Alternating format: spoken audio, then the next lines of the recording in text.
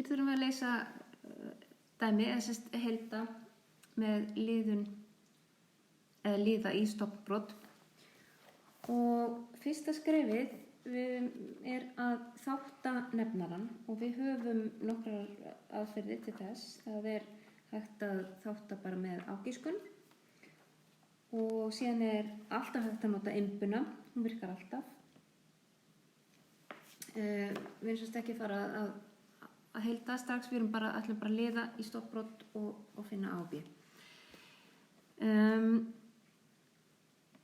Ágiskunaraðferðin, hún virkar þannig að við þurfum að finna tvær tölur sem að lagðar saman gefa þessa hér og margfaldar saman gefa þessa hér og þá er ég að tala -2 og -3. Sem sagt lagðar saman og margfaldar saman. Hvað tölur margfaldar saman gefa okkur -3?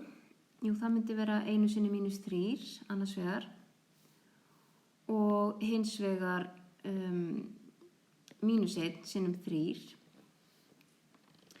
Og ef við nú prófum að leggja þær saman, að þá sjáum við að 1 - 3 er einmitt -2.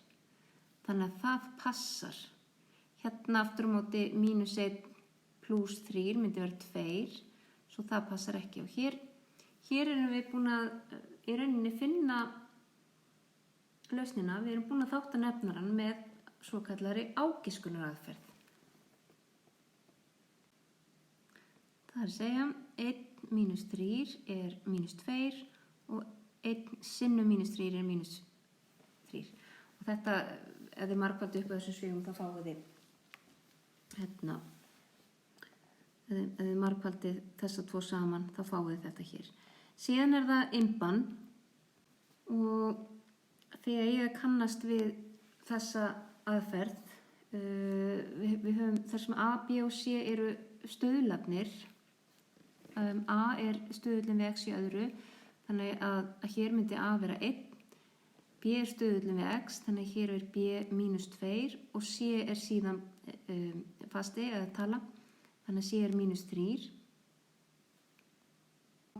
Já, við setjum inn í innbuna og fáum lausnir, fáum rauninni 0 stöðvar margliðunar, fáum að lausnin er 3 og -1. Og þegar við notum innbuna til þess að þátta, að þá erum við með einhverja 0 stöðvar,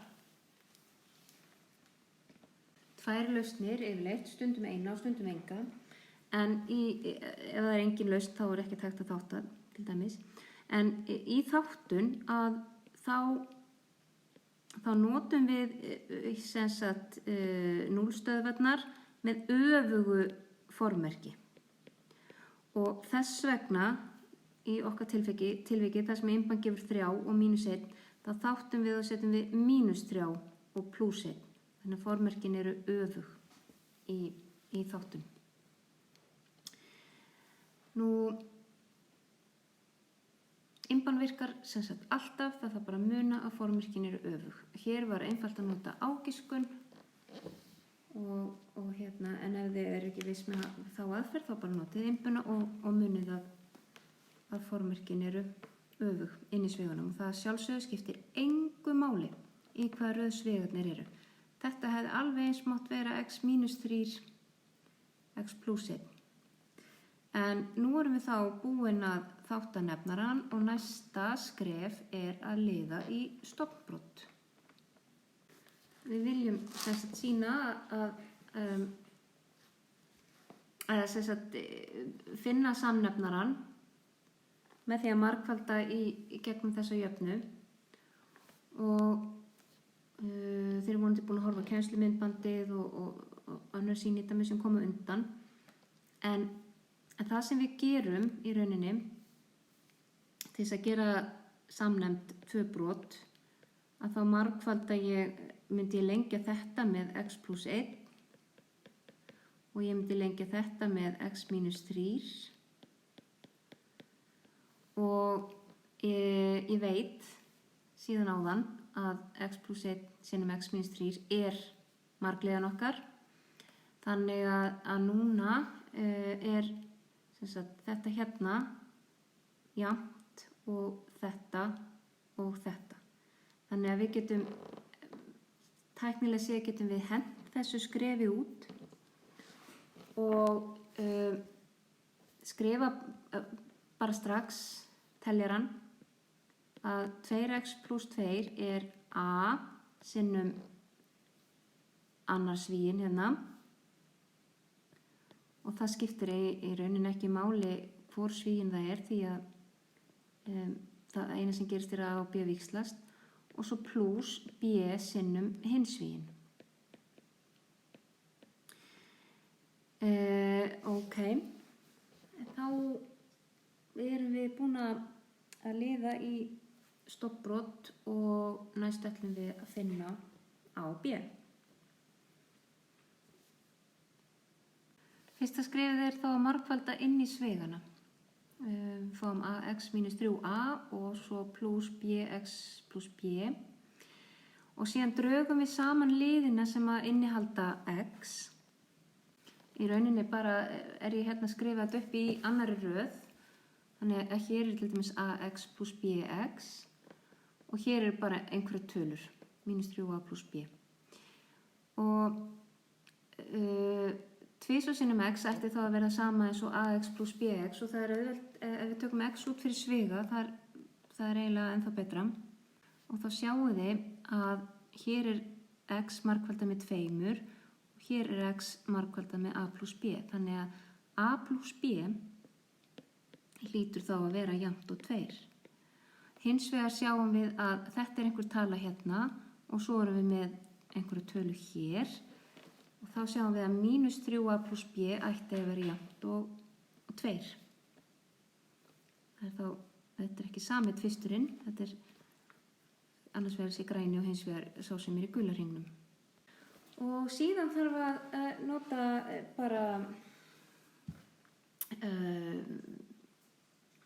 við vinnum núna með tvo ólíka liði og þurfum að leysa, tvær óþekktar stærðir og þurfum að leysa þessa jöfnur saman. Þetta heitir jöfnuhneppi, þið getið googlað það, við munum ekki hvernig maður leysir. En það sem að ég myndi gera bara strax hérna, ég myndi taka jöfnu 2 og draga hana frá jöfnu 1 vegna þess að þá losna ég strax við b. Þannig ég segi a mínus 3a og það verður þá a pluss 3a. 4a. Og b minus b dettur út og 2 minus 2 dettur út. Og við fáum að a er 0. Það var ekki undarleg niðurstaða. En við skulum sjá samt hvert hún leiðir okkur. Og ef að a er 0 og a pluss b er 2, þá hlýtur b að vera 2.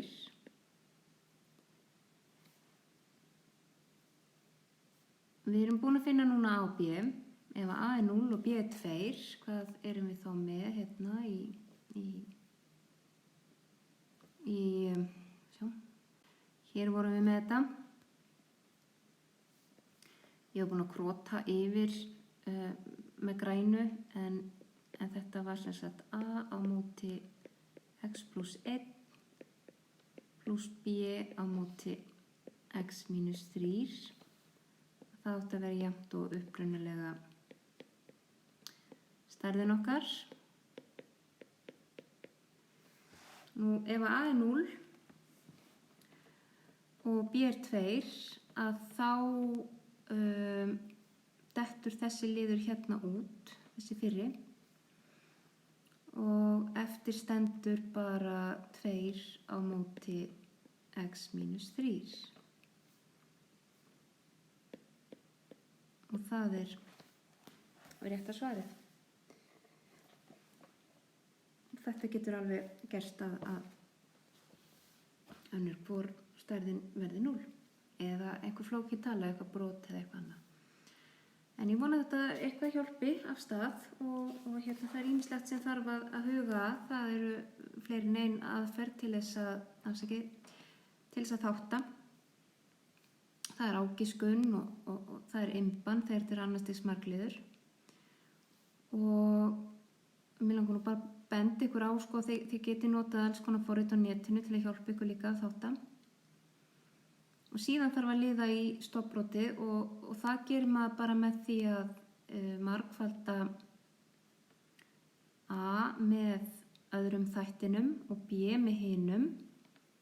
Þetta eru þættir, hérna, svigarnir, af því að allt sem margfaldað saman kallast þættir. Og svo finna A og B með því að margfalda þá upp úr svigunum, draga líka liði saman og búa til jöfnuhneppi sem að maður leysir. Þá þarf að fara aftur tilbaka og setja A og B hérna inn í þetta bláa sem að ég setti upp hér. Ok.